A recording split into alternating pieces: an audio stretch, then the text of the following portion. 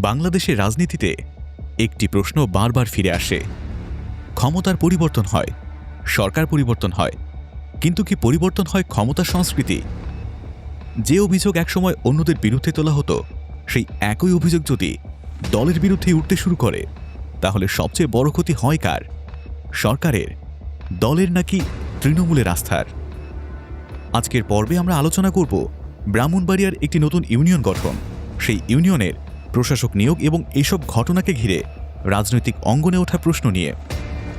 ভিডিওটি শেষ পর্যন্ত দেখুন, কারণ বিষয়টি শুধু নিয়োগের নয়, বরং রাজনৈতিক জবাবদিহি ও সুশাসনের প্রশ্ন। এরকম আরও গবেষণাভিত্তিক রাজনৈতিক বিশ্লেষণ দেখতে সাবস্ক্রাইব করুন পলিটিকা বাংলা এবং বেল আইকনে ক্লিক করুন। সম্প্রতি রাজনৈতিক অঙ্গনে একটি বিষয় নিয়ে আলোচনা শুরু হয়েছে। অভিযোগ উঠেছে, প্রধানমন্ত্রীর একান্ত সচিব আব্দুর রহমান সানির বাবা ফজলুর রহমান ভূঁইয়াকে নবগঠিত বরিশাল ইউনিয়নের প্রশাসক হিসেবে নিয়োগ দেওয়া হয়েছে। একই সঙ্গে জানা যায়, আব্দুর রহমান সানির বড় ভাই কবির আহমদ ভূঁইয়া ব্রাহ্মণবাড়িয়া জেলা বিএনপি সদস্য এবং কসবা আখাউড়া আসনে দলীয় মনোনয়ন প্রত্যাশী ছিলেন। বিভিন্ন সূত্রে আরও দাবি করা হচ্ছে, কবির আহমেদ ভূঁইয়ার আবেদনের পরিপ্রেক্ষিতে ব্রাহ্মণবাড়িয়া সদর উপজেলার বাসুদেব ইউনিয়নের কয়েকটি গ্রাম নিয়ে নতুন বরিশাল ইউনিয়ন গঠন করে সেটিকে আখাউড়া উপজেলার সঙ্গে যুক্ত করার উদ্যোগ নেওয়া হয়। এরপর সেই নবগঠিত ইউনিয়নের প্রশাসক হিসেবে নিয়োগ পান তারই বাবা। এখানেই শুরু হয়েছে বিতর্ক। তবে একটি বিষয় পরিষ্কার করা জরুরি, যদি কোনো ইউনিয়ন গঠন আইনগত প্রক্রিয়া অনুসরণ করে হয় এবং প্রশাসক নিয়োগও প্রচলিত বিধি অনুসারে হয়ে থাকে, তাহলে সেটি এক ধরনের বিষয়। কিন্তু যদি সেই সিদ্ধান্তের পেছনে ব্যক্তিগত প্রভাব বা রাজনৈতিক সম্পর্ক কাজ করে, তাহলে সেটি জনমনে প্রশ্ন তৈরি করতেই পারে। কারণ রাজনীতি শুধু স্বচ্ছ হয় যথেষ্ট নয়, স্বচ্ছ দেখানো সমান গুরুত্ব। বিরোধীদের পাশাপাশি নিজ দলের নেতাকর্মীরাও তখন প্রশ্ন তুলতে শুরু করেন। একটি পরিবার থেকে যদি ধারাবাহিকভাবে গুরুত্বপূর্ণ সুযোগ সুবিধা পাওয়ার অভিযোগ ওঠে, তাহলে স্বাভাবিকভাবেই তৃণমূলের মধ্যে অসন্তোষ তৈরি হতে পারে।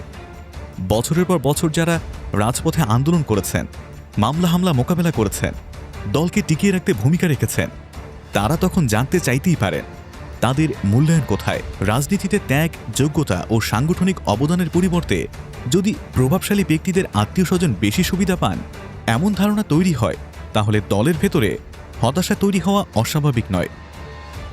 বাংলাদেশের রাজনৈতিক ইতিহাসে স্বজনপ্রীতি বা নেপোটিজমের অভিযোগ নতুন নয়। বিভিন্ন সময়ে ক্ষমতাসীন প্রায় সব বড় রাজনৈতিক দলই এ ধরনের সমালোচনার মুখে পড়েছে। আর বিরোধী দলে থাকা অবস্থায় যে দল স্বচ্ছতা, জবাবদিহিতা ও সমান সুযোগের কথা বলে, ক্ষমতায় গিয়ে সেই একই অভিযোগের মুখোমুখি হলে মানুষের প্রত্যাশা আরও বেশি হয়ে যায়। কারণ জনগণ শুধু সরকার পরিবর্তন চায় না, তারা রাজনৈতিক সংস্কৃতির পরিবর্তনও দেখতে চায়। অন্যদিকে এই বিষয়ে মনে রাখা জরুরি যে, কোনো ব্যক্তির আত্মীয় হওয়া মাত্রই তিনি অযোগ্য, এমন সিদ্ধান্তে পৌঁছানো ঠিক নয়। প্রশ্ন হওয়া উচিত, নিয়োগের প্রক্রিয়া কি স্বচ্ছ ছিল? যোগ্যতার ভিত্তিতেই কি সিদ্ধান্ত নেওয়া হয়েছে? এবং সিদ্ধান্ত গ্রহণে কোনো প্রভাব খাটানো হয়েছে কিনা? এসব প্রশ্নের স্বচ্ছ ও গ্রহণযোগ্য উত্তরই জনমনের সন্দেহ দূর করতে পারে। রাজনীতিতে আস্থা তৈরি হয় কথায় নয়, কাজে।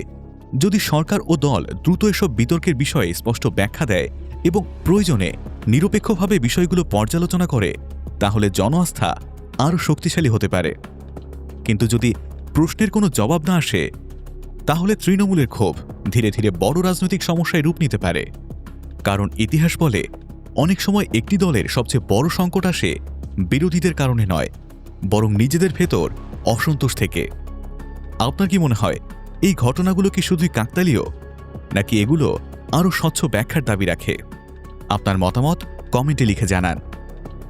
ভিডিওটি ভালো লাগলে লাইক দিন, শেয়ার করুন এবং পলিটিকা বাংলা চ্যানেলটি সাবস্ক্রাইব করে বেল আইকনে ক্লিক করুন। দেখা হবে আগামী পর্বে বাংলাদেশের রাজনীতির আরও একটি গুরুত্বপূর্ণ বিষয় নিয়ে।